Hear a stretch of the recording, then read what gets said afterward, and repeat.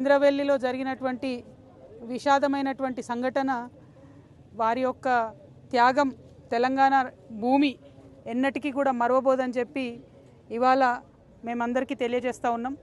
ఈ రాష్ట్రంలో ఒక కొత్త ప్రాంతీయ శక్తిగా ఒక కొత్త రాజకీయ శక్తిగా తెలంగాణ రక్షణ సేన ఆవిర్భవించింది। మరి తెలంగాణ రక్షణ సేన ఇవాళ బాయిబాటలో భాగంగా ఈ ప్రాంతం అంతా కూడా మేము తిరుగుతూ కార్మికుల యొక్క కష్టాలను తెలుసుకుంటూ వాటిని పరిష్కరించే ప్రయత్నం చేస్తున్నాం।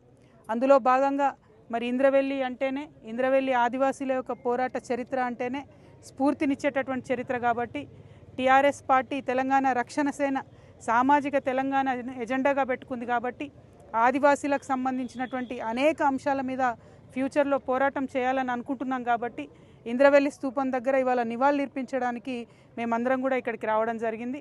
మరి ఇక్కడ ఇంద్రవెల్లి స్తూప నిర్వహణకు సంబంధించి ఉన్నటువంటి గౌరవ పెద్దలు కమిటీ సభ్యులందరికీ కూడా ఈ అవకాశాన్ని ఇచ్చినందుకు మీ అందరికీ మనస్ఫూర్తిగా ధన్యవాదాలు తెలియజేస్తున్నామన్న। ప్రత్యేకించి వేరే ఏ పార్టీలో కూడా లేనట్టుగా తెలంగాణ రక్షణ సేనలో ఆదివాసీలకు ఒక ప్రత్యేక విభాగాన్ని మేము ఏర్పాటు చేస్తూ ఉన్నాం।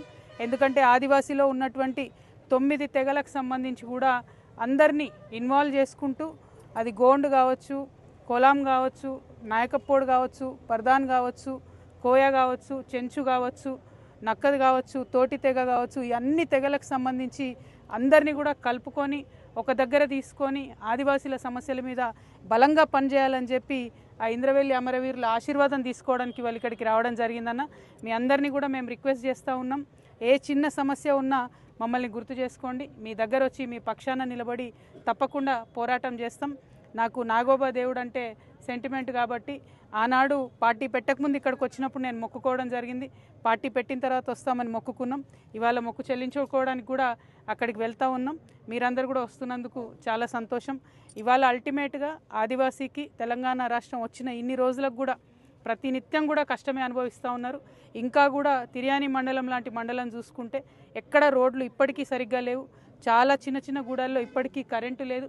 ఇవన్నీ బయటికి చెప్పుకుంటే కొంచెం బాధ అనిపించినప్పటికి కూడా చేదు వాస్తవాలు, వీటిని చెప్పుకున్నప్పుడే ఇవన్నిటిని దుఃఖం మనం అనుభవించినప్పుడే ఆ దుఃఖంలోంచి వచ్చేటటువంటి ఆవేదన కోపంతో ఆ సమస్యలు పరిష్కరించాలనే పట్టుదల వస్తుంది కాబట్టి వీటన్నిటిని గుర్తు చేసుకుంటా ఉన్నామన్న। ఆదివాసీ బిడ్డలు ముఖ్యంగా ఇప్పుడు చదువుకున్నటువంటి బిడ్డలకు ఉద్యోగాల కోసం కావచ్చు, ఆదివాసీ యువతీ యువకుల అభివృద్ధి కోసం వారికి ఇవ్వాల్సినటువంటి పథకాల కోసం కావచ్చు, వారితో పెట్టించాల్సినటువంటి వ్యాపారాల కోసం కావచ్చు, తెలంగాణ రక్షణ సేన బాగా సుదీర్ఘంగా ఆలోచన చేస్తూ ఉన్నదన్న। మళ్ళీ మీ అందరితో కూడా కూర్చొని మాట్లాడడం జరుగుతుంది। ప్రధానంగా మేము 5 అంశాలు ఎంచుకున్నాం।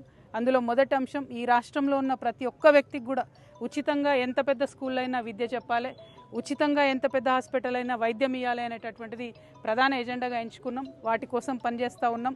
మీ ఆదివాసీ అన్నదమ్ములందరి ఆశీర్వాదాలు కూడా కొత్తగా ఏర్పడ్డటువంటి తెలంగాణ రక్షణ సేనకు ఉండాలని చెప్పి కోరుకుంటూ ఇవాళ ఇంద్రవెల్లి స్ఫూర్తిని తీసుకొని వెళ్తూ ఉన్నాం।